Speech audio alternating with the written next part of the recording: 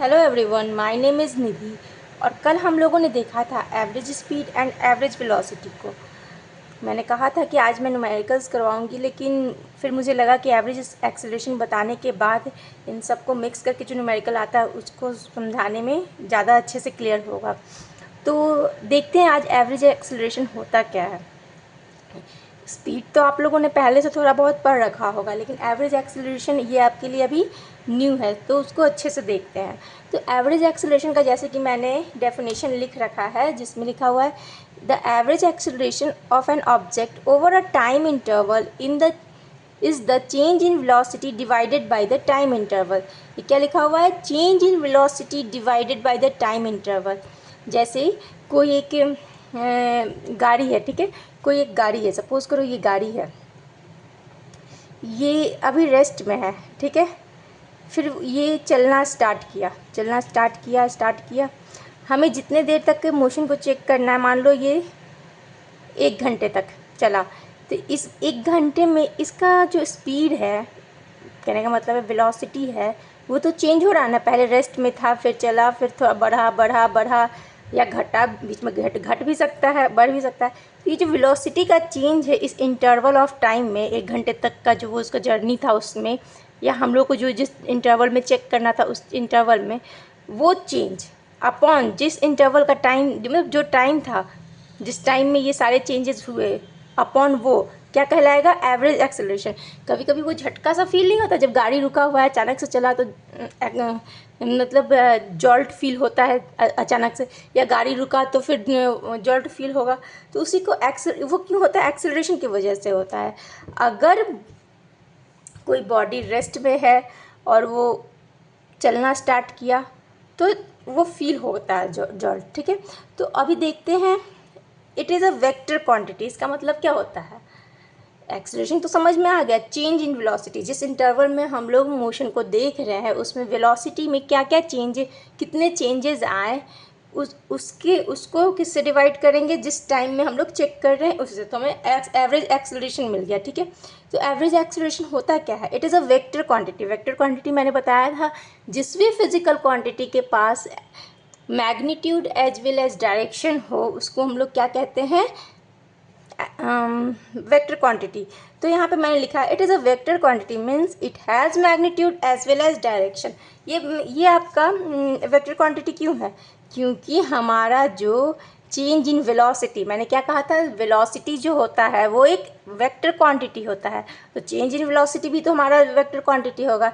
इस वजह से हमारा जो एक्सेलरेशन होता है वो भी एक वेक्टर क्वांटिटी होता है। तो आप लोगों के दिमाग में ये क्वेश्चन आएगा कि क्यों change in speed upon time क्यों नहीं हो सकता? होगा, लेकिन उसमें डायरेक्शन की बात नहीं की गई होगी।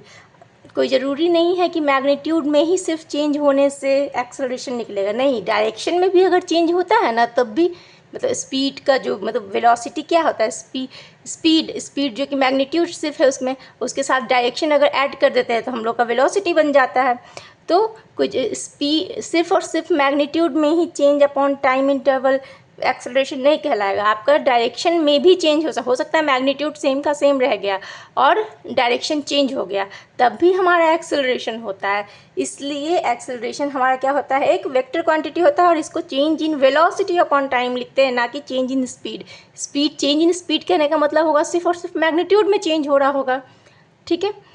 और यहाँ पे एवरेज एक्सेलरेशन मतलब चेंज इन वेलोसिटी कहने का मतलब है चेंज इन मैग्नीट्यूड भी हो सकता है, चेंज इन डायरेक्शन भी हो सकता है, या फिर चेंज इन बोथ भी हो सकता है, तो वो हमारा क्या कहलाएगा? एक्सेलरेशन। तो यहाँ पे एक चीज़ ध्यान देंगे कि जब हमारा ये जो चेंज है, ठीक है, ये हमारा गाड़ी है, इधर की तरफ बढ़ रहा है कुछ वेलोसिटी के साथ, मान लो u वेलोसिटी के साथ ये आगे की तरफ बढ़ रहा है, ठीक है।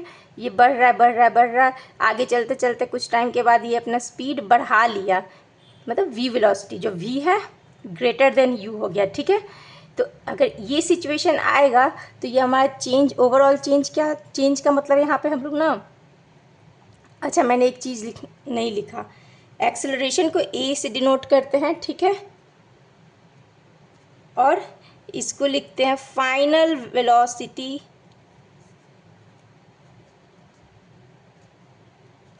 माइनस इनिशियल वेलोसिटी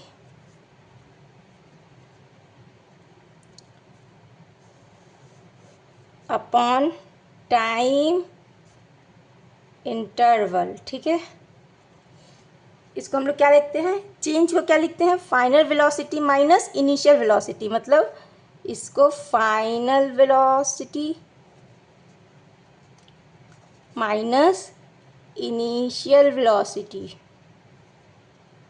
ठीक है, तो मान लेते हैं हमारा इनिशियल वेलोसिटी u था, फाइनल वेलोसिटी v था, और जो v है ना u से ज़्यादा, मतलब चलते चलते कार चल रही थी और उसके साथ साथ उसका स्पीड क्या हो गया, और बढ़ गया। मैं स्पीड इसलिए अभी बोल रही हूँ क्योंकि यहाँ पे एक ही डायरेक्शन की बात की जा रही है, इसी आगे की तरफ ही चल रहा है, पीछे भागने की बात नहीं कर रही हूँ।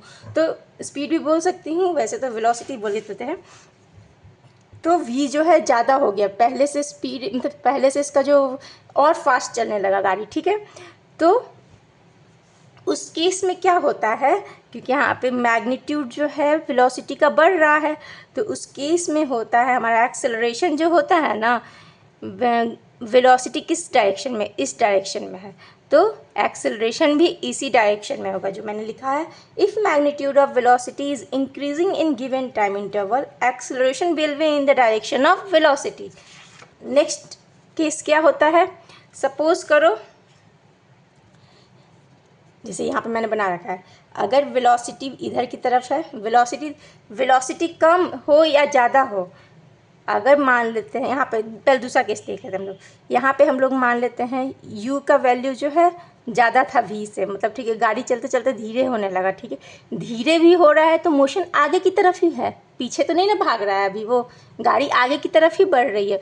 थोड़ा पहले से कंपैरेटिवली वो धीरे आगे बढ़ रही है, लेकिन आगे ही ना बढ़ रही है, तो वेलोसिटी तो उसी डायरेक्शन में है, वेलोसिटी उसी डायरेक्शन में है, लेकिन उस केस में हमारा एक्सेलरेशन पीछे की तरफ हो जाता है। ठीक है, तो जब हमारा इनिशियल वेलोसिटी फाइनल वेलोसिटी से ज़्यादा रहेगा, मतलब कि फाइनल वेलोसिटी घटना स्टार्ट हो जाएगा, तो वेलोसिटी तो उसी डायरेक्शन में हो रहा है, गाड़ी तो आगे की तरफ ही जा रहा है, स्पीड है तो गाड़ी आगे बढ़ रहा है, आगे की तरफ बढ़ रहा है, लेकिन वो थोड़ा पहले के कंपैरेटिवली धीरे बढ़ रहा है। तो वैसे केस में एक्सेलरेशन क्या हो जाता है, पीछे हो जाता है।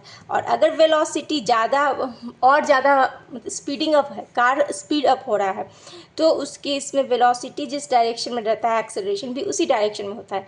If the magnitude of velocity is increasing in given time interval, acceleration will opposite to the direction of velocity. मतलब हमारा कहने का मतलब है v final velocity, u initial velocity, और change in time, time interval, ये लिख सकते हैं। ठीक है, इस ओवरऑल चीज़ के कहने का मतलब क्या है, फाइनल वेलोसिटी अगर इनिशियल वेलोसिटी से ज़्यादा रहेगा, v माइनस यू अगर तो ग्रेटर देन जीरो होगा ना, v माइनस यू हमारा क्या हो जाएगा, ग्रेटर देन जीरो, मतलब ओवरऑल वैल्यू क्या आ जाएगा, पॉजिटिव आएगा।